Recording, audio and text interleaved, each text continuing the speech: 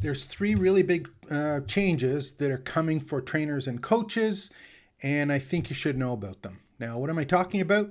One of the things that obviously, I'm sure you probably do it, but for me, I spend a lot of time, it's almost a routine, not a lot of time. I have a routine that in the morning I try and watch maybe 30 minutes of YouTube videos, and I have a number of people that I've subscribed to, channels that I follow, and I look for just kind of things that I can pick up and then maybe do research after and see how they fit in to what I'm doing when it comes to being a trainer, and more importantly, having online courses and being able to educate people. So if you haven't been here before, my name is James Maduke. My business is called trainingsites.io. So we just do that. We build training education sites for coaches, consultants, subject matter experts who want to sell courses online and or coach or teach online. And whether that's a paid course or a training site for your business doesn't really matter. It's all about online learning and be able to share a skill and get people or teach people a skill, and more importantly, promise some kind of transformation and teach people and guide people how to do that.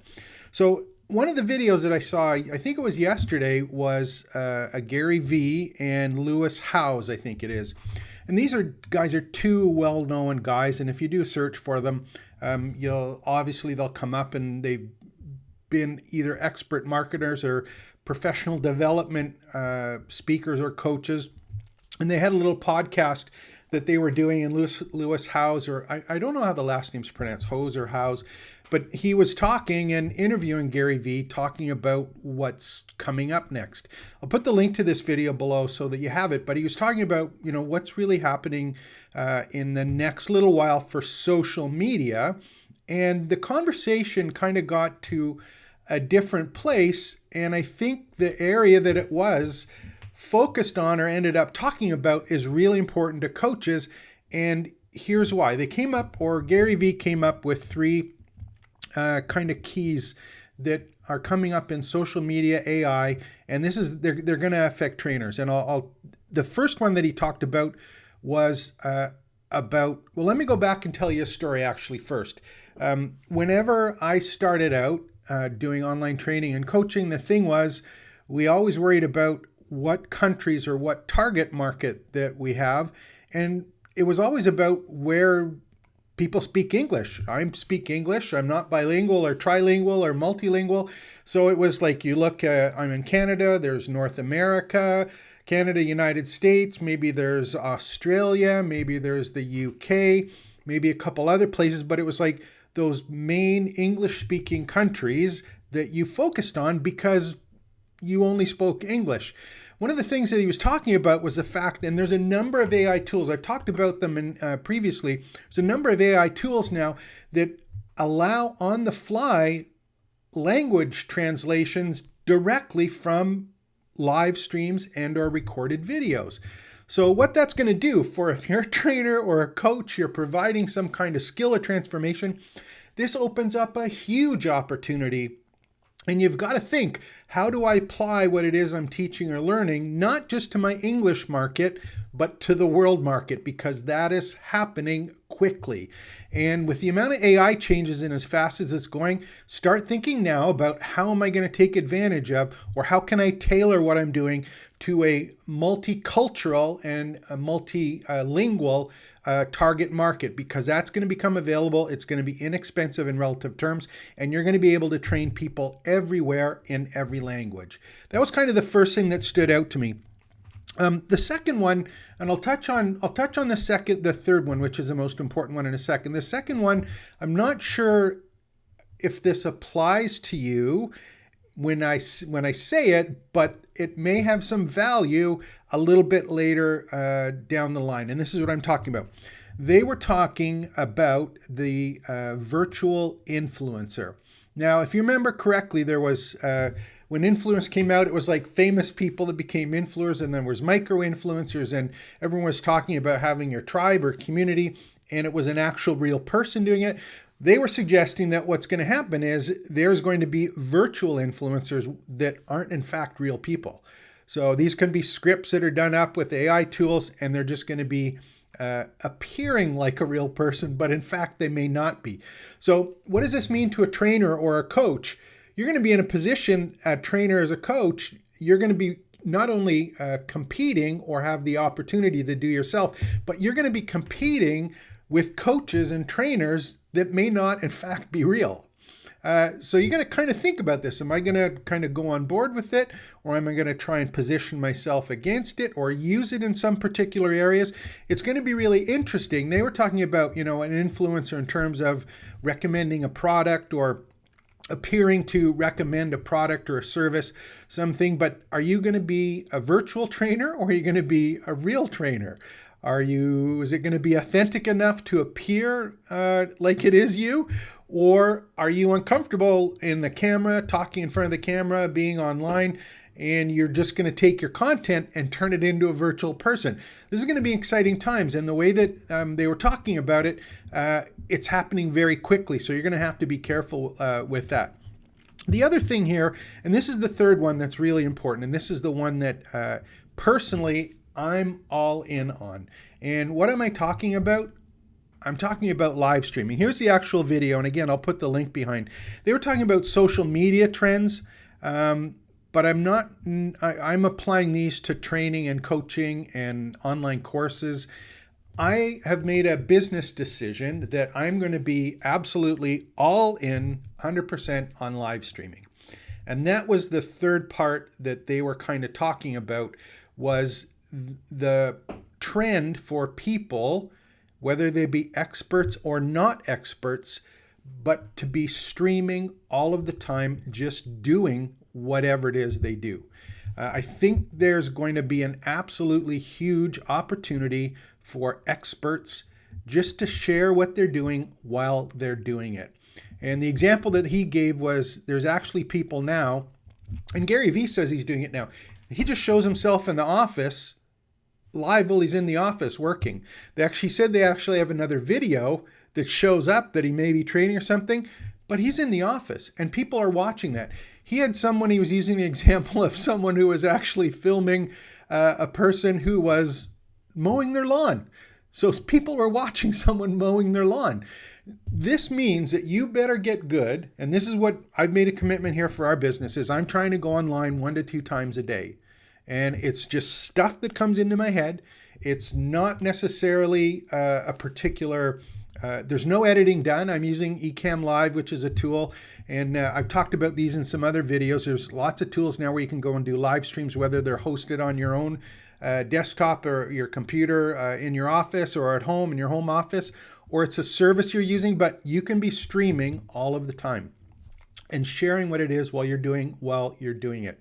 And the thing is, it's not produced, it's not scripted, it's authentic and real life, and people will watch this. And even if they don't, the people that do find you will get to know and like you and have the ability to find out who you are and what it is that you provide without you having to sell people and persuade people. And they're going to identify with what it is that you're doing just while you're doing it. And you leave it out there. It's something that people will run into. And you know what? If they don't run into it, or they don't like it, or they don't care, that's fine. And the other thing is with this whole thing with live streaming, I don't do any edits anymore. I don't pay any video editors. It's just live on the fly. When I get a good idea, I don't write it down, put it into a project management tool. If it's a good enough idea, I'll get in front of the camera, I click the button, put a title and a description, which I've copied and pasted from a previous one.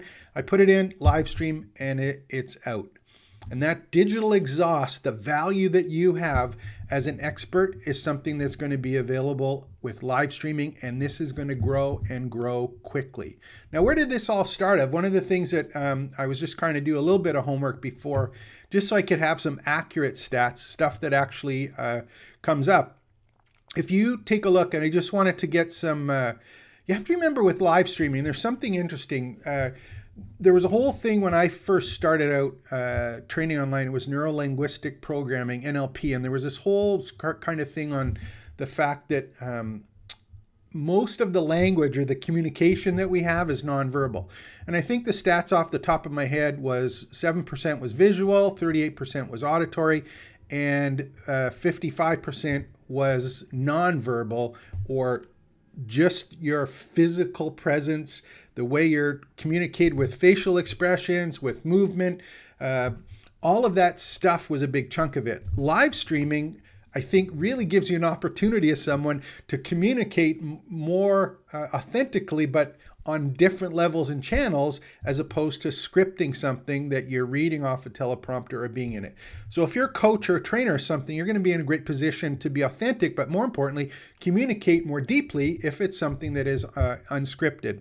And just to give you an idea on the live streaming, some of the stats that I saw, and again, are these accurate? These are OpenAI, Perplexity, ChatGPT stats that I came up with. And just to give you an idea, I'll open these up so you can actually see these on the screen here. But market growth, 1.24 billion in 2022. So that's a huge chunk. And it went to 1.5 billion in 2023 and 3.2 billion in 2027.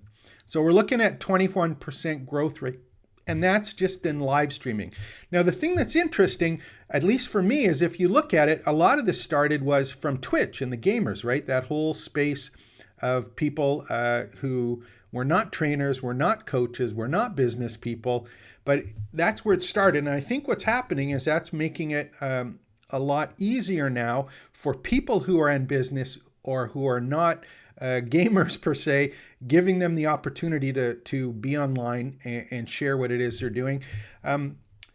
Here's the one. YouTube Live is most popular platform for live streaming, with 52% of live stream viewers preferring it. Okay? Twitch follows closely in the gaming sector, 53%.